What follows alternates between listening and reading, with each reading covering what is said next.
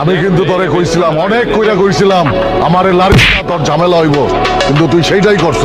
এবার তুই বুঝবি খেলা কারে কয়, খেলা কেমনে খেলতে হয় এটা তোরা বুঝাই দিব।